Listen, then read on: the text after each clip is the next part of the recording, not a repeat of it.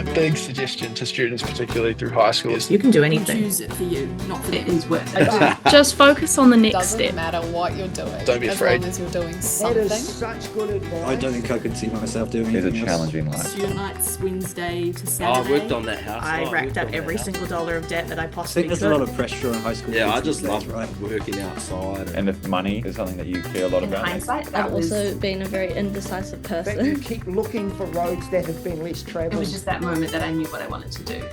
So nothing else is going to change that. Welcome to the guest speaker.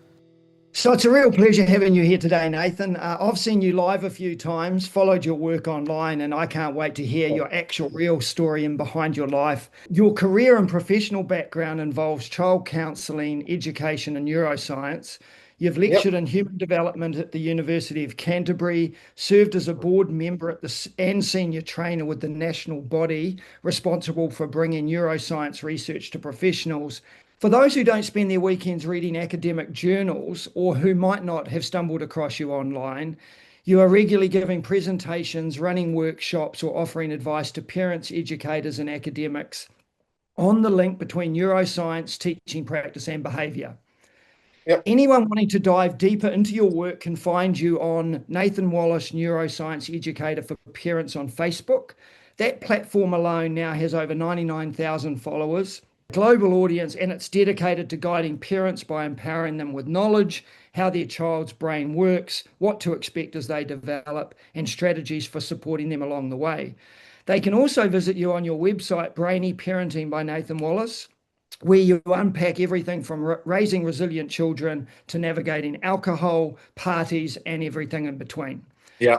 Mm-hmm. So what our listeners get today is an academic with a genuine passion for higher learning and complex research, and someone with the rare skill of being able to translate all of that to something that makes sense to the rest of us.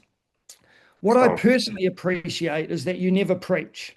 You consistently acknowledge that parents know their children better than anyone else. Yeah. You focus your building confidence. So it's about confidence and competence, helping people understand the science while reassuring them they're probably not doing a bad job. But you also don't shy away from the tough conversations: neurodiversity, bilingualism, government decisions, behavioural challenges, anxiety, depression, the importance of play in the natural environment, the impact of screens, how to keep boys engaged. You're willing to go there, and you do it with clarity, evidence and empathy. A moment that really resonated with me when I watched you live on a few times I've seen you was your explanation of the adolescent brain rewiring process. How girls tend to reach that maturity around 21, 22, while boys could be closer to 30. In fact, reflecting on my own life between 15 and 25, I don't know how I made any decisions at all, but it also explains the turmoil in the counsellor I saw at the time. But understanding that made me a better educator, a better father, and it has even come up multiple times on this podcast as guests unknowingly describe that stage of uncertainty in the context of moving from school to adulthood. The irony, of course, is that so many of us who work with young people, including us here on the guest speaker, are asking teenagers to make coherent, life-defining decisions at the exact moment their brains are undergoing the most profound neurological reshuffle they'll experience. And I'm sure we'll explore this today and seek advice from you on that. We'll definitely have a few tangents today, but at the heart of the conversation, we're really interested in your personal experience at school, the pathway decisions you made, the study you pursued after leaving school, and the highlights of your career thus far. Finally, we want your insight into how we can support young people as they make decisions about their futures. So who is this episode for? Today, it's for a lot of people. It's hard to believe anyone won't find your story insightful and fascinating. So today it's for students exploring higher tertiary study, anyone considering research or any sort of academic pathway, those wanting to understand how neuroscience can help us communicate more effectively, future teachers, current parents, future parents, and ultimately anyone who wants to improve the learning and well-being and futures of young people in Aotearoa. And before we get into it, I just want to note the humour in the fact I'm about to ask you, Nathan Wallis, the guy who explains the adolescent brain to the nation, to go back and reflect on your adolescent years. We can only hope you made an absolute meal of it, grumpy, unfocused, oblivious, and your parents were left wondering whether you'd ever make it in the world. As a father of 3 and a foster parent, I'm sure the irony isn't lost on you either. Welcome to the guest speaker. Thank you so much for being here. We're really excited to hear your story and your insights today. How was education for you and growing up, being the person you are who explains that to the rest of us? It was amazing. It was incredible. It was life-changing. I had some of the best teachers in the world, and my home life was super chaotic. So, and I was lived with different families, was in and out of foster care. There was a lot of abusive stuff going on. So school was my safe haven, and I shined at school. I would be medicated at home for my ADHD because I would get severely violent and stuff. But I was all good at school. I behaved fully well at school, and I was school president and stuff. I went to a country school in the primary school. So there's only 40 kids in the whole school. So it set off a tone for education, and just maximizing who people can be was relationship based. I think I got a lot from going to I did go to the main Milton. I'm in Milton, it's my hometown. I did start at that main primary school and had 1 year there and experienced bullying and aggression and fear in this big school. And then when I shifted to a little country school, there is no hiding any of that stuff. Teachers know if something like that's going on, and it's someone gets on top of it, and it's sorted out in a really pro-social, empathy-building, group cohesion way. So I just was so lucky to have that, and I had some amazing teachers. Had a teacher, I had a Mr. Lester for a long time, but I had a teacher called Russell Milne that just changed my life. He was only there for a year or two, but I think in that context and that setting, you can get. And then when I went to high school, I went to high school in Milton. So, in the other parts of the country where they're in Christchurch, I lived there for a long time. They're like, oh, what high school did you go to? And they classify you socially based on whether you went to Aranui or whether you went to Christ College. And but they can't do that in Milton because there's only one high school. It's just I went to Tokomairero High School. And again, I had, some of the best teachers in the world. I mean, my history teacher was my foster parent for the last 2 years of high school. Gives you some idea of the level of engagement of my teachers. And I had, probably 3, 4, 5 other teachers that took a real special interest, saw potential and stuff in me, and got me through all the times where I should have been expelled. Right.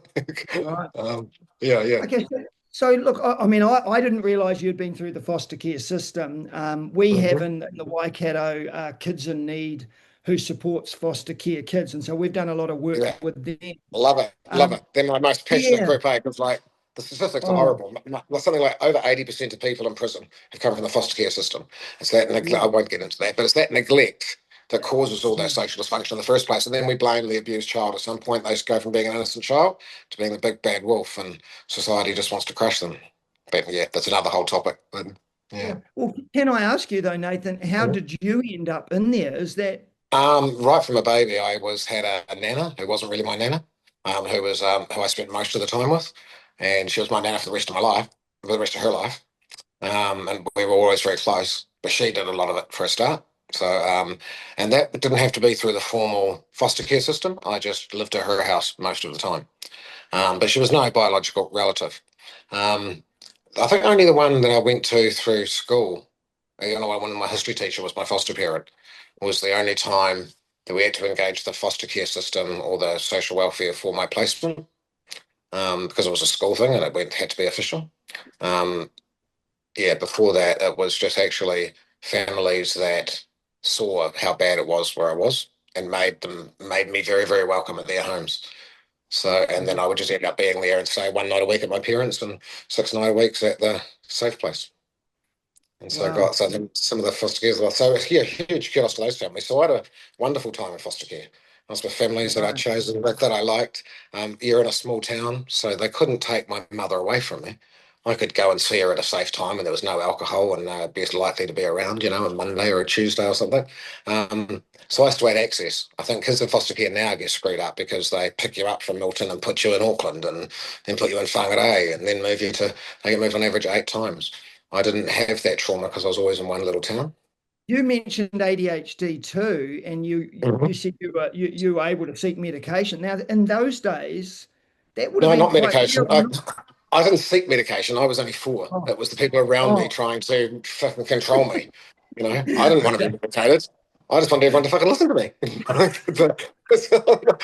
was the rest of them that wanted me medicated. I remember saying to my mum, I don't like this medicine. I don't, because it felt like I was maybe slow down into slow motion. And I liked that for a start. It was a bit like that high. But then when you wanted to think, your thinking was in slow motion as well. And that drove me mental. So I didn't want the medicine. I remember mum saying, you have to take the medicine because you go 10 times faster than everybody else. And like, even as a 4-year-old, I was like, well, can't everyone else take a pill and catch up? What do you mean?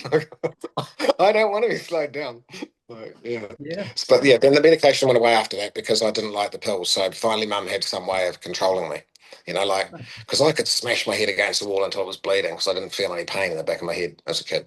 So it was pretty extreme. But I could do that in a manipulative way because I didn't feel it. You could do it too if you felt absolutely no pain. And then when the blood was splattering up against the wall, your parents gave in and listened to you and gave you what you wanted. It's complex though. I had a really wicked stepfather, so I was in an environment where I was taught, and it was very appropriate not to trust anybody else and to only trust myself. Yeah. Right. So, yeah. Mm-hmm. So yeah, so that was just fighting to trust myself and not, yeah, I wasn't very passive. Okay.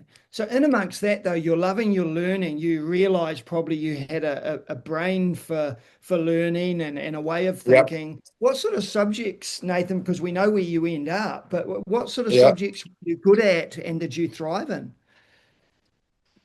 I did find school, this sounds no way of saying this without being arrogant, but I did find school not that hard. I think I just won the genetic lotto and I realised from way before I got to school that I learned way faster than everybody around me and that I could see more levels than everybody else around me. So I didn't know if that would translate to school because you can have sort of street smarts like that and be very switched on and aware and still not do well at school because you've got learning difficulties or something. And I didn't go to early childhood, so when I got to school, I was a bit behind. So I started out thinking, maybe I'm not that bright. But yeah, then, like I say, I went to that country school. They turned everything around. And I finished that thinking, I'm fucking amazing. I'm brilliant. I can do anything. I could really do anything. I can do like 100 times more than I think I'm capable of. Because that teacher taught me that I could do 100 times. I didn't think I could do any of the stuff that he got me to do, and I did it all. So that disposition that said, I just realized, I can do it like literally at least 10 times more than what I think I'm capable of. So I should remember that for future and not be scared of stuff that's too big. Yeah. And then so the subjects that I studied, I really liked discussion based, so English, social studies, art. I went to a little high school, so there wasn't a lot of choice in the subject studies. I would have been a drama student because I was very involved in, theatre group and stuff. And as a town, because I love being on the stage. And I was very involved in the debate team. And I think really those things, the debate team and the theatre group, probably did more for my career and more to shape who I am than all of school. Because the debate team taught you to stand and speak and to hold your own and to state your case, articulately. And even when it wasn't your case, that's what blew my mind as a young person. The first debate team I was on, I had to become pro-abortion. No, anti-abortion. And I was pro-abortion. It's pro-woman's choice. And it stunned me as a 15-year-old or 14-year-old how after just 1 hour of study trying to convince myself to be anti-abortion, I was starting to really think anti-abortion, like I could snap out of that. But it showed me just how fickle people's opinion is and what you think, and that you should always be open, because when I make myself think on the other person's side, that other perspective, it gives you a much better view of your perspective because you're now outside of it. So to just taught me to entertain that, and that mental skill has allowed for more intellectual development than anything I learned at school, studying for exams and writing essays and doing tests and stuff. The stuff why my high school was amazing was because my teachers were amazing people who socialised me into believing I could be someone. The subjects hardly matter, really. And your grades, if you're going to Harvard or something, then your grades matter. Because, there's probably top 5% of students that are competing for economic prizes and prestigious places within prestigious colleges. Then they have to worry about A's. But the other 95%, C's get degrees. No one for the rest of your life is going to care whether you've got a C or a B. They're going to care about your personality and how you present yourself and your dispositions. And the qualifications just to ticket through the door. You probably can't. You can still be an engineer without having a degree in engineering. But having a degree in engineering is not going to give you a career in engineering. You as a person is who you are, that people like, that you have good relationships with people, that you have good honour and you follow through on what you say, and you make other people feel good. That's the engineer who's going to have a good engineering career. And we haven't even talked about engineering yet. Like the qualification just gets you through the door. So don't think you're not enough because you're a C student. No, that is enough. That's exactly how the system's designed. If you see, you're passed. That's enough. Like you're intelligent enough. That's all you need to be. It's intelligent enough. The rest of it is really your work habits. I think being raised by my nana and lots of old people, I got a good dose of that, of finish what you started, do the right thing, follow through. So even when I was within my misbehaviour and stuff and being naughty and not having people tell me what to do, I still finished what I started and followed through. And, I always had those two streams going. I just wasn't good with authority and people trying to stand over me. That just instantly made me fight back. So the teachers that didn't stand over me didn't have a problem. They just had a relationship with me. And I could be a bit full on. Like I would be the guy that would throw the sewing machine in home economics because I'd been, sewing a shirt and I got frustrated with how it wasn't working. So not very regulated. And again, I could have got expelled lots of times, but I'm just lucky that I had a school that saw past trauma and past being an adolescent and could see the potential behind that. So I always had people believing in me. And, when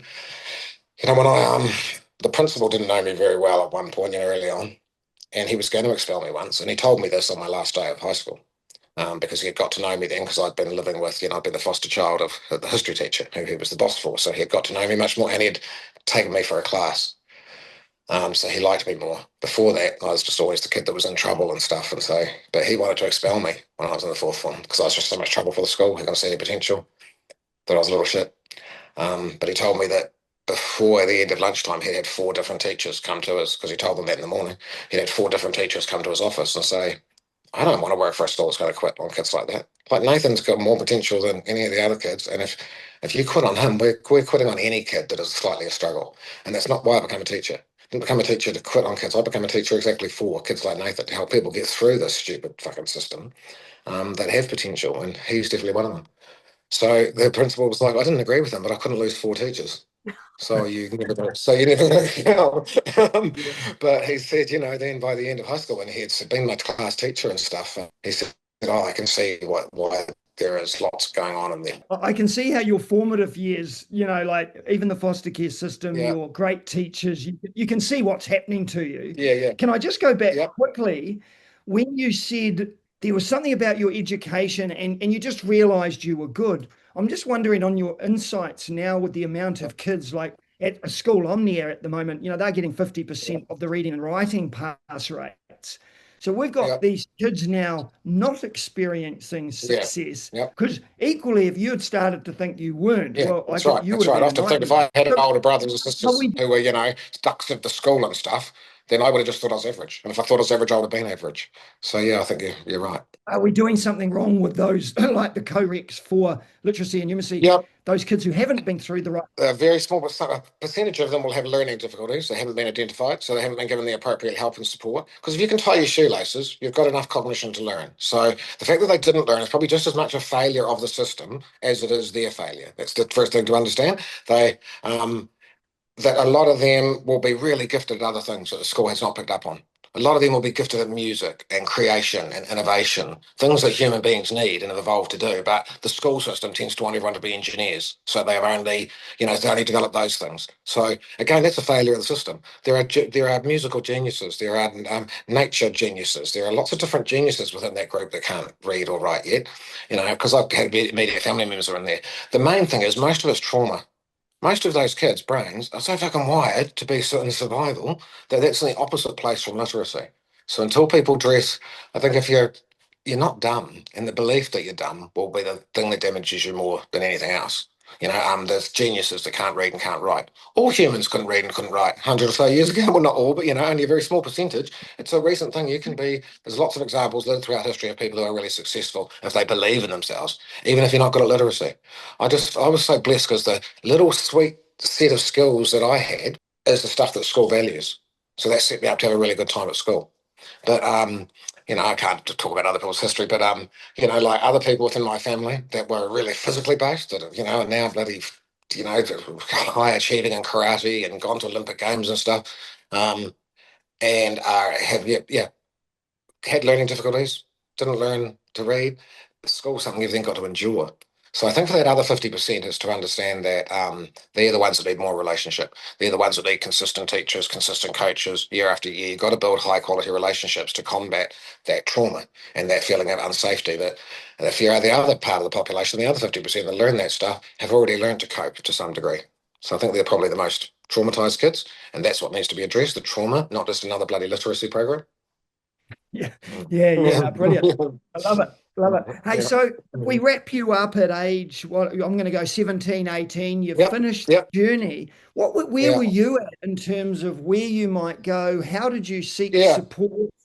I'd only just scraped through academically because I was just a wild at high school, and that's the teenage years, and I was, smoking pot by then and drinking alcohol on the weekends all the time, and so I was only just scraping through on the skill of a tea, but enough to get through. I always pulled myself in enough just to not to still be in the game, but I didn't really know what I wanted to do and stuff. I went fruit picking for the end of the seventh form, and I think it was 45 degrees up a tree. I thought, fuck this, I'm not doing this for a living. That's what made me go to university. I want a cushy office and a secretary with air conditioning because, this sort of physical work, I'd never been really into physical work. So I just decided to go to university, but then I had applied for teachers college as well. And I got in, and I think I am a natural teacher. But I got into teachers college. My mother accepted on my behalf before I found out about it. So I was just off to teachers college. My family had a bit of trouble me going to university because no one else had ever gone to university. And in my family, my extended family, it was just seen as a bit lazy, that you won't get a fucking job. And that going to university was just a waste of time because it just wasn't in the family culture. No one knew what a bachelor's degree was or anything, so it's just like, what are you going to do? Study human development. What do you mean human development? But I just wanted to go to university. I didn't think I just wanted to get a feel for education and then see where I wanted to go. And so I became a primary school teacher. And I'd always babysat kids and stuff. Kids were always just a natural extension of what I did. And, and it's why I became a foster parent and why being a dad's my favourite thing. And, that's just the cool teacher. I was the cool teacher because I played with the kids and stuff, and that's who I am a personality. I'm the cool granddad now. There's not much competition because only one other granddad. But, I just am. I love kids and I've always have. So I found being a teacher really easy. I was really easily successful at it. And so the schools noticed that as well. And so they put all the difficult kids in my class because I could relate to all of them because of the background I was from. The kids recognise that instantly, which category you're in. Whether they recognise straight away, oh yeah, he knows, he's got the talk, he comes from the same place, and they respect you way more and they want to be like you. So you don't all the behaviour issues disappear, but you don't stand over them. You recognise the place they're coming from. Then I was really good at that. And then there's a few different jobs in between. I don't want to bore you with all of the details. There was a manager of what's called Parents as First Teachers. I worked for the Ministry of Education for a while in the early intervention place. That's where I got introduced to brain development really as a professional career thing. Because it wasn't, studying to be a teacher, there wasn't really a lot of that. But just place and time, my early career was very much about early brain development and stuff. From a social emotional point of view. But also lapping into, because it was the 1990s, the decade of the brain, so we're starting to overlap with the physicality of the brain, the physiology. And I sort of ended out as a lecturer at Canterbury University. They'd come and shoulder tap me and asked me to come and lecture and train teachers.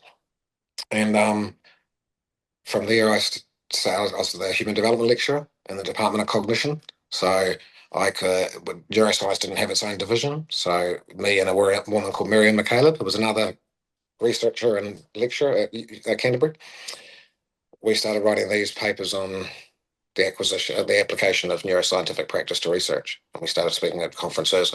We helped form Brainwave in the South Island. That was pre-existing in the North Island, but we helped establish it in the South Island. And then I became the lead. There's 40 or so presenters. So then I became the lead presenter to help to lead the other 40 along with a team of researchers and stuff, to make sure that they're up to date with the information, understand it. So in lots of ways, it was the right place at the right time, because then I had a job where I was immersed in all of that research. And that's the research that fascinated me anyway. That's why I'd ended up in jobs that had done that. But yeah, just put me in that privileged position. So I was really passionate about parenting and being a dad and So I started doing more parent groups. And because I'm a, X generation, born in the 70s, I remember my assistant saying to me, because I didn't know much about social media. My assistant was young though, and he was talking about followers. And I went, "What do you mean followers? What are followers?" And he's like, "Is that 12,000 people that follow everything that you do online that you completely ignore?" I was like, "I don't think there's 12,000 people in it." Really? There's only 12,000 people? That's how the social media started. And then I felt rude ignoring 12,000 people. So I started getting engaged in social media, and that's built up to hundreds and so thousand. And they had a television series now and stuff. But yeah, qualifications wise, then I had to do a master's in between. So went and got my degree in education, and then I did a master's endorsed in counselling. That's what trained me as a therapist, and that's involved systems intervention. So I got a master's degree in counselling, and that's what I had when I lectured at the university. And I started my PhD once, but then my kids were still teenagers, and I thought this is ridiculous doing a PhD on child wellbeing while I'm ignoring my own kids, and they're only going to be teens for a wee while. And I'd always made being dad come first. I worked point 0.8 for all of their primary school, so I could be home after school, and and their teenage years as well, because it doesn't really hold your career back working point 0.8. I'd rather be a little bit poorer, but be there and present, because I was always conscious that it would go fast. That your kids are teenagers and they have gone fast the first 5 years. So I wanted to be present for that. So that's a good thing to know too, that you can prioritize being a parent and still have a illustrious career, because I don't think it's held me back at all. It's just a perception. I think if you completely left the workforce and I disappeared from neuroscience for 10 years, that would impact my career. But cutting down to 0.8, 0.5 and stuff is what I did throughout my career to accommodate to my kids, and to get to be a dad first, because that was my main goal. That doesn't hold you back at all. That's a myth. You can do that. It's good for young guys to know that. You can be a dad and have an amazing career as well, and still be fully present as a parent and available to your children. Yeah. So I'm still want to do my PhD, but I just haven't got back. I mean, it gets talked about all the time. It's being talked about now. But you have to find that right thing that you're passionate about to engage on that. I don't really need it for my career. It's more I want it. I want to keep learning. Learning is my buzz. I do love it, but I don't want boring learning. I've got ADHD, so come on, you couldn't make it fucking interesting. And now with ChatGPT and I like working in groups on projects, on research designs. I'd rather have a group of researchers than an individual researcher, or stuff like that. Yeah. So for people who haven't seen you, like I've seen you in an educational sense, when schools or groups of schools, community of learnings get you in, what are the key things they're asking of you to really upskill the staff? They want to understand the biology of learning and the biology of the brain. So I think we start out with just a general section on understanding your brain. So it's not necessarily about learning yet. It's just understanding, that you've got a reptilian brain down below that does survival and movement. And then the next one to evolve on top of that was the mammal brain, which has emotion. And then the next one on top of that is the thinking and learning brain that we do literacy and numeracy and language and all the brainy stuff with. But it's called the neurosequential model because they work from bottom to top. So even though a snake's got brain number 1, you still have to be aware of that, because that's the one that's in charge. That's the first one to have evolved. And if someone's chasing you with a butcher's knife, you're not going to be able to do a calculus equation because you're focused on survival. All the energy is going to stay down there. So it's understand that neurosequential model. Yeah, brain number 4 might be where the flash stuff is, but you've got to meet the needs of brains 1, 2, and 3 to get there. So a general session like that, they want to understand the brain and the basic physiology, and then how learning works. Kind of relates to the relationship between the frontal cortex, where higher learning is going to take place, and the brainstem that's in charge, like on a set of scales, and deciding if you want your cortex up here, active and engaged. Your brainstem is only allowing that because it's down here and nice and calm. The door slams, and the brainstem takes over. The brainstem's in charge of those scales, and wherever the brainstem sits is where your learning capability is going to sit. So those kids I said still can't read yet and stuff, their brains are like this. They're in survival mode. They're in domestic violence. They're in trauma. They're in lots of broken relationships, and so their ability to learn, it's not that they're dumb. If you put them into a normal childhood, they could be really bright. But their learning stays down here because their brain stems on constant arousal, and they don't know that. It's just that when you're in an environment where you might wake up suddenly and there's domestic violence, dad's beating up mum, and you're worried he's going to kill mum. If that can happen at any moment, this only has to happen once. But if it can happen at any moment, then your brain goes onto hyperarousal and hyperalert. And it doesn't take much trauma to put their brain into. That's why so many kids are traumatized, because we have the highest rates of domestic violence in the whole world. well, number one countries. What do you call them? Not third world countries, but first world countries. Yeah, first world. We have the highest rate of domestic violence in first world countries. So that speaks to a real fault in the culture. But that means a lot of kids are traumatized. But this is a bit depressing, but just relates to my background around child trauma and stuff. 1 in 5 children are sexually abused throughout their childhood. And there's not huge penalties and stuff for that. There's no real money put into really stopping pedophiles. Horrible stuff to talk about, but it's because it's horrible stuff to talk about doesn't get talked about, and so nothing changes. So I always make sure of throwing it into people's awareness, even though it's uncomfortable. We're really glad, and thank you for sharing those things, because yes, someone might listen because they're really interested in you, but someone's going to listen who goes, oh, fuck, so what I'm experiencing is obviously terrible, but I'm not alone. There are people out there that's right. Something that I think people get shocked when you do say, oh, in New Zealand, we have pretty high poverty, domestic abuse, all these things. And they go, what? It's not just Lord of the Rings and Hobbiton and and stuff. And well, it as well, isn't it? That's the disturbing thing, is that it is the Hobbit and the Lord of the Rings. That image is real. That is real New Zealand in moments. It's just this is the other side, the flip side. That's true for everywhere. Yeah. So, but thank you. I just want to acknowledge that. Thank you for bringing that up. And Sure. we really want people to have good conversations and talk to whoever they need to talk to after listening. So no, we had a young girl on, Claire Innes, who was a social worker. We released her yesterday, and I said to Grace and Claire, we actually, as New Zealanders, need to understand more when we hear about people under bridges or people not eating properly, or like what you said, abuse. I don't think we can comprehend it, and we just carry on obliviously. Can I ask though, when you've done these things and you've explained them to people and it clearly makes sense, have there been things you could give examples where schools have done something that you'd go, now that's a response?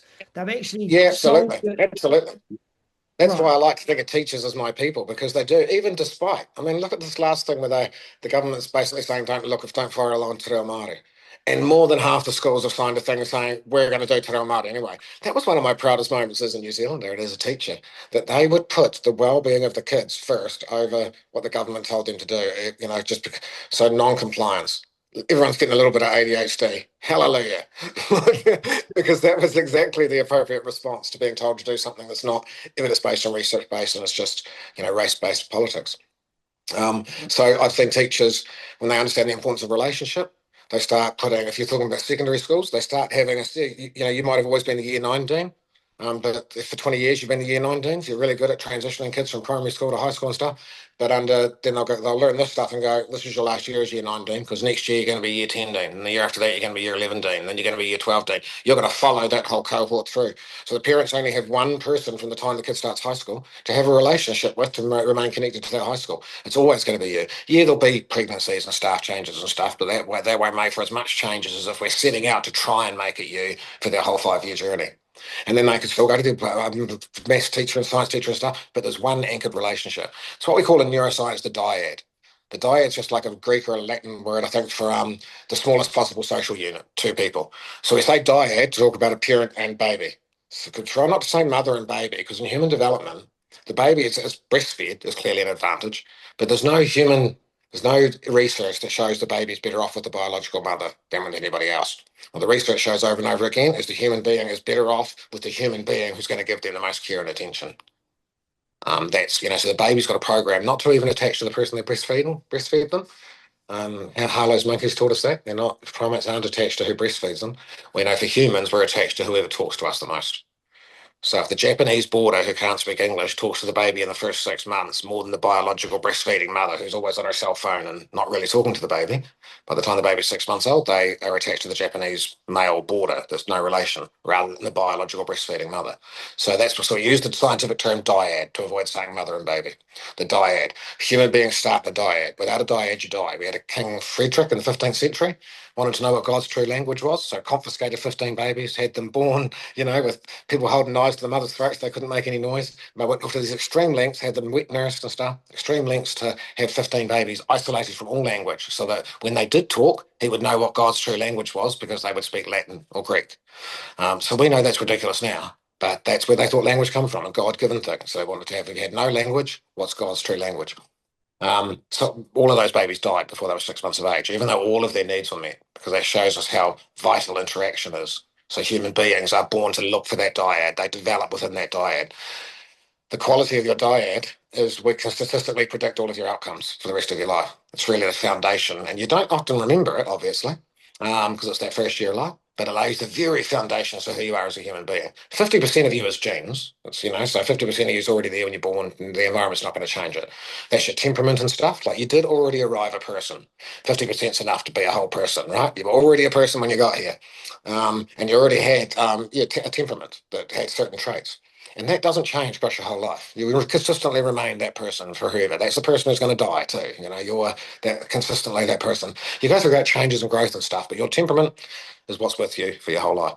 And then, but the other 50% is the environment. We say temperament temperament plus experience equals personality.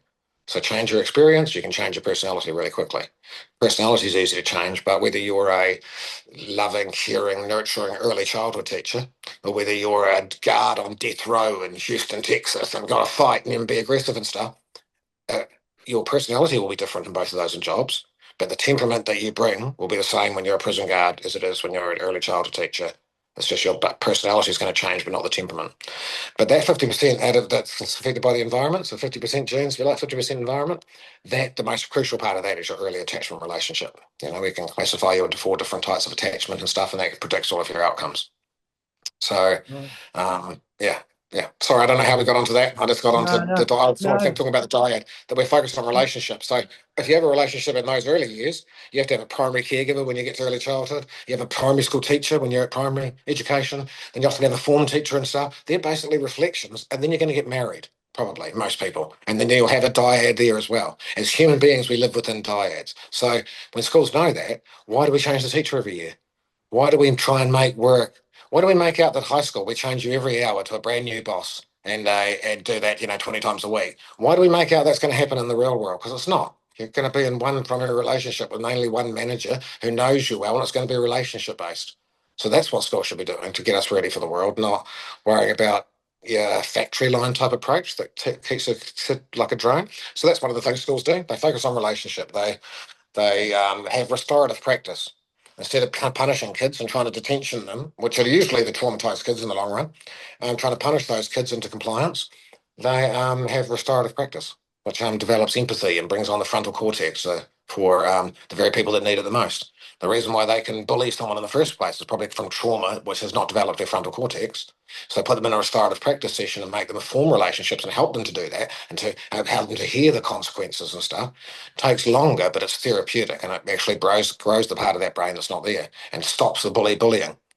Whereas punishing just makes them try and not get caught and not do it when you're looking.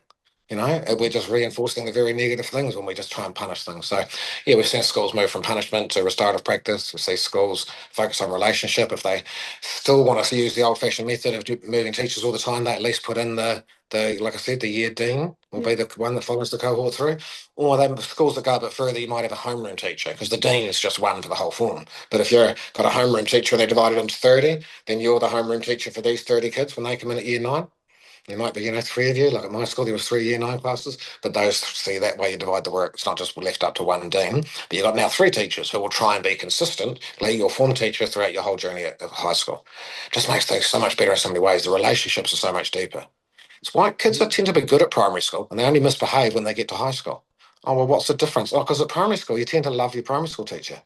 My primary school teacher strapped me as well. So he was more like your grumpy dad, but you still loved him. But because you were allowed to strap back then, and it was a country school, and it was more like an uncle. Can I ask, Nathan, with a lot of the stuff you venture into, and you're quite open about things you agree with and not,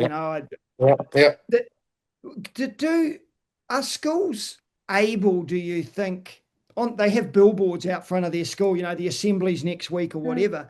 Can they put messages, read to your child? The more you speak to them, the better. Get them off their phones. Could they actually start to go to places that maybe are not? But you wouldn't want to say something like read to your child, because you said at the start that you don't tell people what to do. As soon as I put up a thing saying read to your child, I'm making the assumption that you don't read to your child. I'm making the assumption, therefore, you're not a good parent, because we all know they're good parents. So you're essentially saying you're a bad parent when you say read to your child.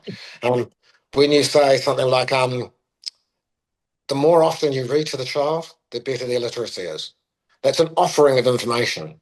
And that's a statement. Yeah. That's not telling them what to do. You have to be very careful not to tell people what to do.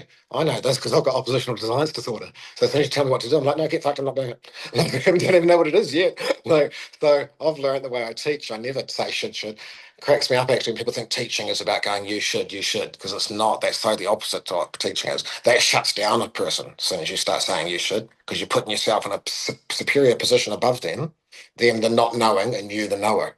And that doesn't empower learning, it just makes someone feel like they don't know. They're a not knower.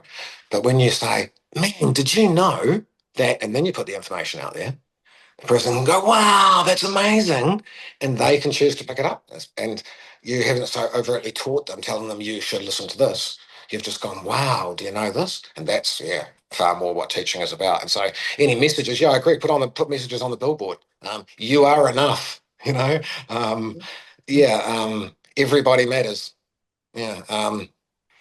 All conscious humans are intelligent. All conscious humans are intelligent. Everybody's intelligent. And if schools in any way taught someone they're not intelligent, that's a major fuck up on school's part, because there's all different types of intelligence, but everybody has a type of intelligence. And it's not just a airy-fairy, hallmark card thing to say. It is true. Everybody has a type of intelligence. Everybody is exactly who they're meant to be. And everybody is really, really worthy and capable of brilliant, amazing stuff. It might only be brilliant, amazing. It won't always be famous rock star brilliant, amazing. It'll be brilliant, amazing because of the way they live their life and the subtle things that they do, and not necessarily the stuff that they get paid for, the cumulative effect they have and how they make other people feel, maybe. There's 7 billion, 8 billion people. There's 8 billion different reasons and things that the earth needs, and every one of them is valid. I know that sounds corny, but it's true. And I think school needs to focus more on getting students to understand that, as well as prepare them with educational outcomes and credits and stuff. But it's the in-between stuff that really matters. It's the people stuff that whether they believe they can or whether they believe they can't, they'll be right. So it's school's job to make sure they believe they can, even if you're in that 50% or whatever that can't read yet. Yeah. Is your impact, Nathan, dealing with schools, or do you have a link with the ministry as well? It's just something I'm curious about. The ministry works in a different way. I go in and out of the ministry because the ministry is usually populated by people who are teachers. It's really teachers who are my supporters primarily, and parents. And then some of those teachers get promoted, some of the principals, and they end up working in the ministry. Then they get me in the ministry. But you don't have a clear line to influencing politics and stuff. And you'd have a lot of the ministry poo-pooing stuff that I said and arguing back, because that's what academics do. There's always a big, rich critiquing environment. Yes, but it's always a bit of a game to find out where you have the most influence. And I'm not trying to play a game of influence, really. I am really just trying to make it easier for parents and easier for people to be happy. That's pretty simple. But I don't mind playing the game and surfing that. I go in and out of the ministry, but I'm consistently supported by teachers. And I to train a lot of teachers, and because teachers want to know the evidence base, and they don't just want an opinion. They don't want an evangelist. They need to know that it's evidence-based and research-based and is current. But then they all know the real stuff. They know relationships matter. They know that, how the kids feel. All that stuff that I've said, teachers already know that stuff. But they live in a world that wants to treat the kids like a little computer who needs to have literacy and numeracy units downloaded into their head. And how can we download that better? And really they're losing sight of how you learn and what we are as people. Yeah. It's funny you say they know it, because I probably knew stuff, but it wasn't until you said stuff that it suddenly dawned on me. It's one of those things that it became clear. But it wasn't new information, though. It didn't contradict what you've understood as a teacher and as a person working with young people. It's just, oh, yeah, of course. So that's what I meant by they know. They might not have explicitly understood it like that, but they did know through practice that, that's why the most profound knowledge is usually the simplest, eh? It's like, yeah. Mm. What, as advice to us and schools and careers advisors, people trying to guide kids really thoughtfully out, their pathways out of school, what would be some of the pitfalls you'd say, well, I wouldn't be, because we're going through that rewiring, that is a fascinating topic in itself. Is there a danger that what we're doing is sending them on the wrong path because they're not ready? Or what are your comments on that? That is a danger, I think. That is a danger. I think we need to not we're not just churning out workers for factories, that we want to fill up the factories as quickly as possible. We're making people.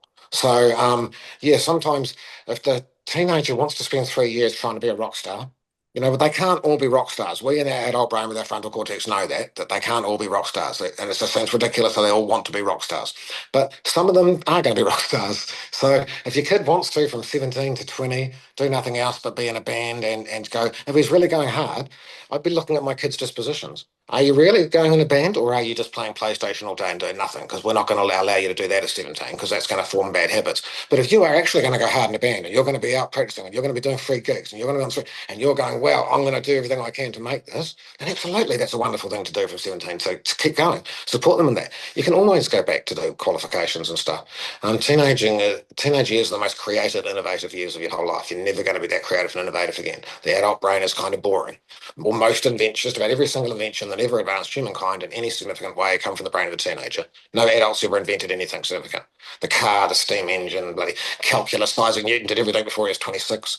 Albert Einstein was well documented for how frustrated he was that he couldn't really top the stuff he had done as a young person. This is someone with essentially an adolescent brain, with that, which is any male under 32, really. It's kind of still in the adolescent brain. But it's the most creative period of your life.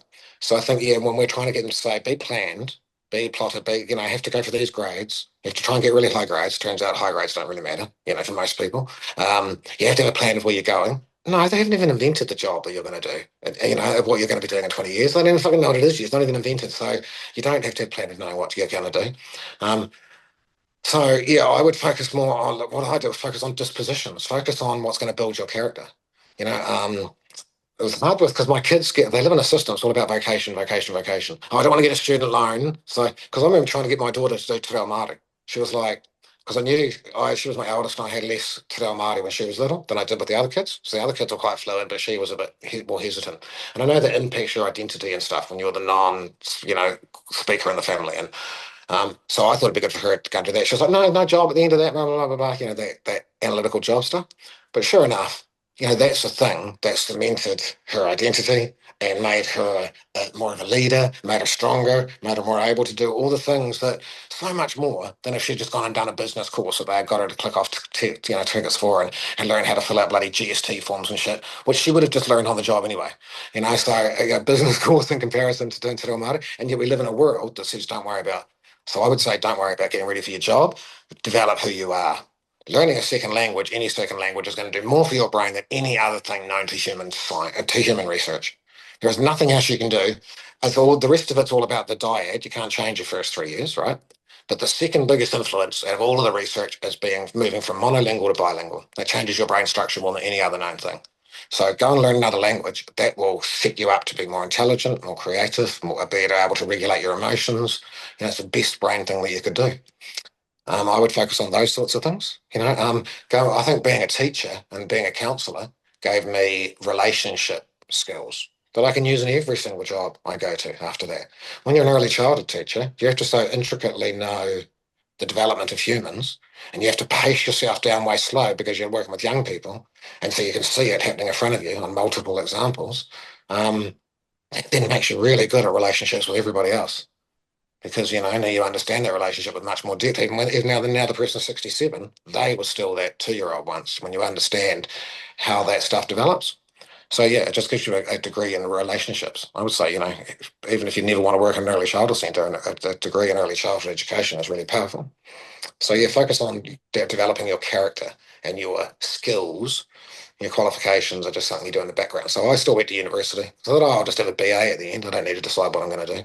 It's very opposite to what everyone else gets told, because I just sort of had a feeling I wasn't really going to know where my direction was until I was 33. So till then, not to box myself in too much and just try and do general things, do a Bachelor of Science or a Bachelor of Arts or, I thought teaching, it doesn't really matter. I didn't know if I'd always stay being a teacher.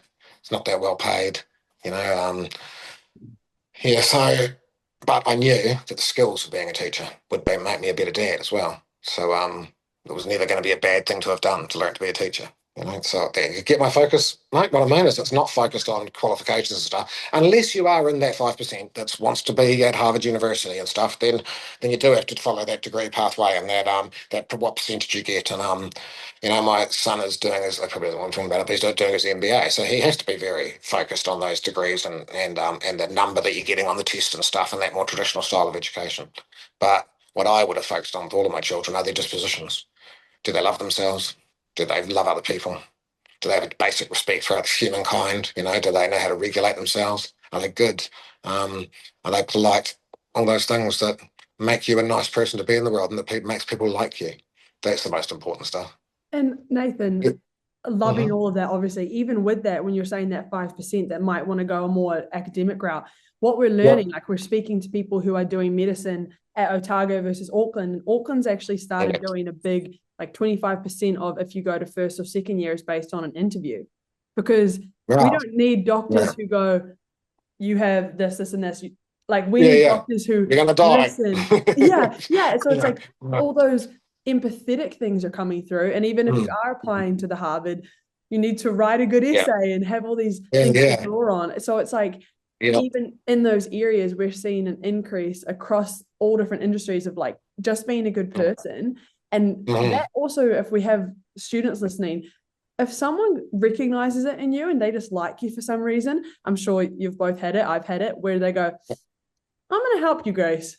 I don't know why. I don't have the time. Absolutely. I don't have this, but I like you and I'm going to help you. And those are the things that have always pushed over the line if I'm trying to get a job or do something, where they go, and that's always come down to a combination of, sure, like my credentials and my experience, but just being a person that someone goes, all right.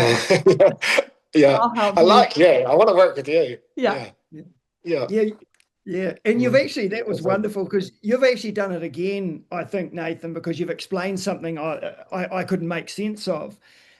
Because when we get people like you on, I mean, kids will remember different thing. It won't necessarily be your neurological career or early childhood. You said fuck 3 times. I kind of like the dude. He's really honest. He had ADHD. He was, you know, he's more of a dad than he is a worker.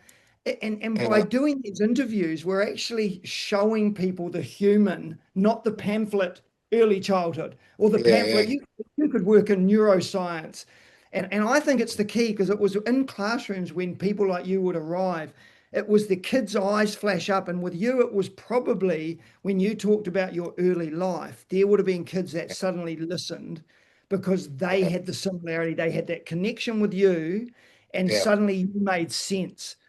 But if I tried to do it myself, it wouldn't have worked. So I just, you've actually explained to me really why something like this does work, because it puts personality, it puts the real person in front of them. Can I ask, on that note, what are you as a career? What would you classify yourself actually as? That's an interesting question. Because when I have to put it on my bio, and you're aware of an academic audience and stuff, I just put neuroscience educator, because I'm trying to be broad and general. But it's not so neuroscience, how the brain works, educator. Anyone that works around the brain can call themselves a neuroscientist, but people tend to think I think of a neuroscientist as being a person who looks down a microscope and looks at neurons and the activities and synaptic connections and all that biology of it, which I have to know, but not to great extent, because it's not meaningful to people to, like, we have to know the basics of that. If you want to know how antidepressants work in the brain, then you need to know the basics of how neural pathways and stuff work. So then you've got the interest, because you're interested in what depressants are doing. But the average person, parenting, doesn't need to know that information. So I have to know it in basic, but not. So I don't call myself a neuroscientist, because I think that's but really, I don't just stick to neuroscience. It's all human development. The thing that fascinates me most, because when I worked at the university, I realised no one taught under what they did their PhD in. Because thinking doesn't stay where you were at 20. You're now 40 or 50 or 60, and you've developed your thinking and it moves into different areas. And that's what they were teaching in. The degree and the PhD just said, I can do a PhD. And it was, might have caused a stir if it was a particularly good one for 2 or 3 years, and that's largely irrelevant.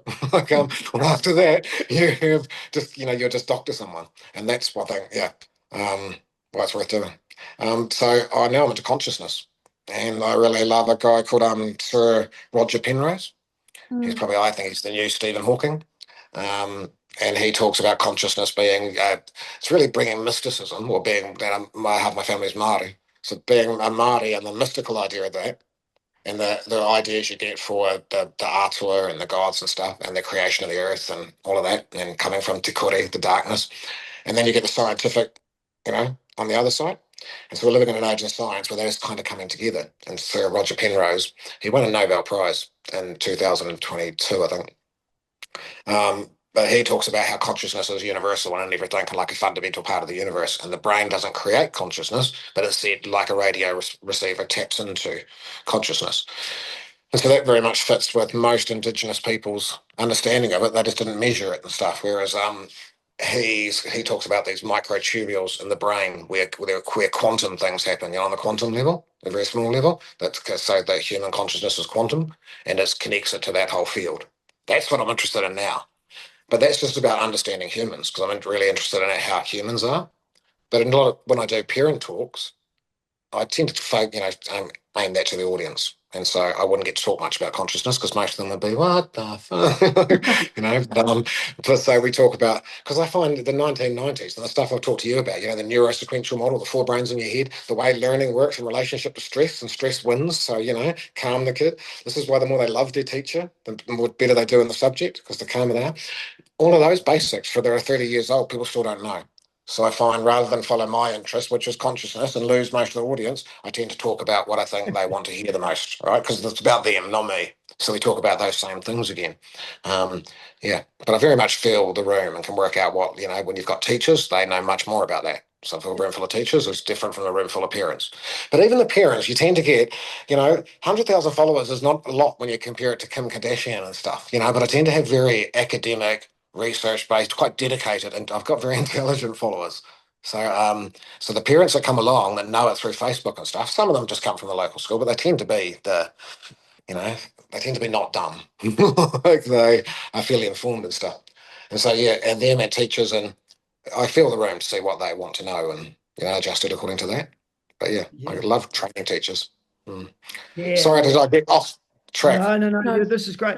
Can I ask, the terminology, the science of learning, is now riddled through new curriculum and thinking. Yeah. Is that sort of the neuroscience, or is it different? I mean, my wife was a science of learning lead, just about teaching strategies. Is it similar or different? I think you can use anything in different ways, can't you? Like, you can use the science of learning to keep doing what you've been doing for the last 100 years. It hasn't been working, and understand the role of synaptic connections and neurons and neural pathways, and go, that's the science of learning, embedded within our already useless curriculum. Or you could talk about the science of learning as being the stuff that really shows that we're showing here, that it's relationship based. So science of learning is not more computers or more iPads. So science of learning is stop changing the teacher all the time. But you can see that doesn't fit with their Star Trek, flashy, new, we're the rich school philosophy. It sounds a bit hippie-ish. And they want their kids ready for the academic world, but ready for as if they're all going to be brokers. And so they need to be on laptops and stuff. So I think the science of learning is slowly embedding, but they tend to cherry pick the stuff that validates what the system's already doing. Because you can take some of the science of learning, everyone is having synaptic connections and forming neural pathways and laying myelin on those pathways to consolidate knowledge. And the more exercise and endorphins you've got in your system, the faster the myelin's laid, the faster you learn. That can be true for anyone without any curriculum changes. But the big fundamental things I see are only driven by teachers. They're not driven by policy. So, schools move to having the same dean and stuff, like I said, or having the same form teacher. Primary schools look at going, maybe we shouldn't have a job share situation for the new entrance class or the class after, because consistent relationships are so important, and switching midweek, maybe we'll put those teachers in a higher age group, their job share. Things like that, I think, are what really has the profound changes. Did you, just out of interest, did you challenge much with your own kids and your foster kids? Like, did you go, well, you're not taking a laptop to school, here's a pen, you'll do? Were there no, because I didn't want them to hate me. I still want to be the cool dad, and I don't think it's about depriving them. It's about, I wanted them to have those things. I wanted them to participate in their culture. I just wanted them to have a meta-awareness, stand outside and see it. That, and the person who spends their whole time and just plays Dungeons and Dragons and, and doesn't move and gets, unfit and overweight and stuff, how is that, So if you're going to have a screen, look at the research and go, the dangers are not moving much and having bad sleep. So if you put down there, that's essentially what the research-based word dangers were. If you could manage those two, you could have a screen and not get most of the anxiety, depression, negative outcomes. It was so you shouldn't watch. So we had a thing where they had a timer. They weren't allowed to sit on the computer screen for more than 28 minutes. I think we had decided it was. They would just get up after 28 minutes, run around the house. That's what they did, and sit back down again and go back onto their game. But it still meant they were exercising self-control. You couldn't be more than 28 minutes. The alarm went off.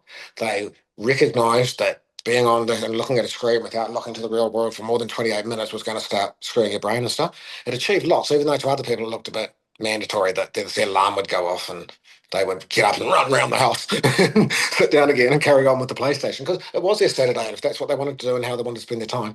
My kids always played sport, and so they were active as well outside of that time. So I knew they were all active. The other one was the lack of sleep. So they weren't allowed cell phones. They'd have to plug them in at 9 o'clock at night in the kitchen. They weren't allowed them in their bedroom, so that I thought they were getting a good sleep. They've all told me as adults that they just had a spare cell phone I didn't know about, and they were on the cell phone all night anyway, little bastards. But, at least they knew it was the wrong thing to be doing, and they couldn't be out of their bed. They had to be hidden under them. I'm sure they got more sleep just having to hide it than... But best of intentions doesn't always work. Who knew that they could get spare cell phones? I thought I controlled all of their money, and that, and cell phones were expensive, but each of them managed to have a spare cell phone. Because they're adults now, they admit to that stuff. Yeah. If I then tag you as neuroscience, what career paths are there for kids? Can they do very different now? Study? Yeah. Now there's whole departments of just on neuroscience. So you can just go to major universities and study in neuroscience. But like I say, so a lot of people, because it's really interesting. A lot of people want to do psychology because it's really interesting, but you're not automatically going to be an amazing psychologist or amazing career in neuroscience if you don't develop those personality things as well. That's what I meant, So do the qualification because it's there now. It wasn't there when I was there. I had to study human development. You had to go through education to do that. And so cognition was part of human development. But now that cognition is just a flash word for thinking. So that thinking didn't have any brain science or science behind it before we had brain scans in the 1990s. So it was short and long-term memory processing and boring shit. Now it's just got its own whole department. So you can go and get a degree in neuroscience. But a lot of people tell me, they do the degree, and if you get dry, boring lecturers, it still comes across as a dry, boring topic. You've got to bring it to life and make it fun, but sometimes not all teachers are great. So sometimes you've got to put up with that's boring, and I've got to do 90% of the work here because I've got to take the notes and things and get the information that I need to pass the exam, and it all feels tedious and like a waste of time because the teacher hasn't engaged me. But sometimes you have to do that because not every teacher is going to be amazing and engaging. There are some boring ones, and maybe those boring ones are really good for the other boring type students who have, maybe they're not every teacher's for you. So they might be good with other kids, Yeah, and I do see that's the case most of the time. Yeah. Before we wrap up, Nathan, what's the future for Nathan Wallis? Like, I know, been in the teaching career for 30 years, you've been someone people have relied on and respected. Where are you headed? Do you have plans? Yeah, I don't have very set plans because I think, the universe is like surfing. You prepare yourself for surfing, but you don't know where the waves are going to come from. So just be ready to ride the waves, right? So keep doing good stuff and keep being up to date. And I've got 3 books coming out next year. So it took me a long time to write books. I'll keep doing more live videos and doing those. And that's a good way of getting information out. So embracing social media a bit more and doing less running wildly around the country, doing, working 12 hours a day and training teachers and psychologists and parents. And I still do some of that. But yeah, so I know that short term, that's what I see. But I'm living back in Milton, my hometown, because I do travel for work and I can live anywhere. I just want to be, I'm in my 50s now, so I haven't lived here since I was 18. I want to be close to my brother and stuff. And, people I grew up around, I've always been close to my family. So it's nice to, be back. I never thought I'd want to. I couldn't wait to leave it. But now I love all those things getting older. The small town, the fact that you know everybody. It's great. Yeah. Oh, look, I just want to thank you so much. When I reached out, I said Nathan Wallis was coming on. I know a lot of my ex-teacher friends and the community was really excited because they've definitely seen you on stages. They didn't like when you first started, your first 2 minutes, I was shocked, what your life had started like. So I think for a lot of us, it'll really make a real link and put a a personality and a life behind what your story is. Okay, So cool. I just want to thank Excellent. you, and I Cheers, just mate. love Thanks for the the way. opportunity. Yeah, you're just brilliant. So thank you so much. Grace has one question. Yeah, I Yep. do. And before that, though, I just wanted to acknowledge, I mean, both of you are clearly educators, teachers. Nathan, maybe it's not as obvious, but Ludlam was my teacher. And actually, my Right. flatmates, they asked, what did he teach you in? I was like, geography. And they're like, you don't do anything with geography. But it was what you said about like the passion and enthusiasm. And I can still tell you about tropical cyclones.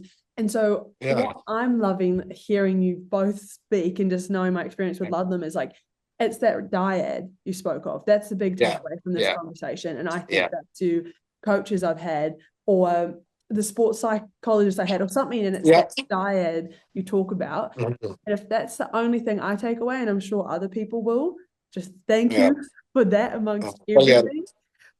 Cool. The last It's been a pleasure. it's really meant a lot. And the last question we always ask is if you could go back to Nathan in 6th or 7th form, what advice would you give just yourself? Like not everyone else, just you to you. Yeah. None of the problems are real. That you're the only problem in the whole universe. And you're going to be fine. Everything is manageable. There is really no unhappy ending. It's all easy. It's easy. It's, just to have faith and take one step, the next step. And even when it sucks, do that step properly. It's all going to be fine. And it's all so much easier than you think. And you are who you're meant to be. There's no one's broken. You're not damaged. Just fucking do it, bro. Have fun. That's what I'd say. Hey, look, take care, Nathan, and we really appreciate your time and can't wait to release this. Yeah. Thank you so much. Cheers. Thank you. I enjoyed it. Nice to meet you both.